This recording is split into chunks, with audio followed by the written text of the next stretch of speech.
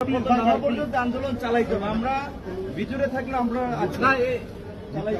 90% প্রশাসনের মধ্যে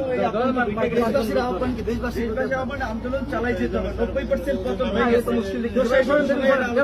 এখন জনগণকে জনগণ কিছু রাস্তায় থাকলেই হবে। 90% পতন হয়ে যাবে। 10% ধাক্কা দরকার। এই ধাক্কাটা চালাই যেতে হবে। শিক্ষক, কবি, শিল্পী, সাহিত্যিক সবাইকে নামতে হবে। এই আন্দোলন ছাত্রদের আন্দোলন, সকল শ্রেণী পেশার মানুষের আন্দোলন। একদিকে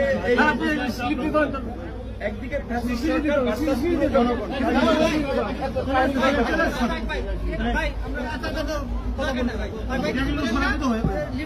আপনাকে মেডিকেল ট্রিটমেন্ট দেওয়া হচ্ছে কিনা? মেডিকেল ট্রিটমেন্ট কিসের? ভিতরেই মাইয়া বলা।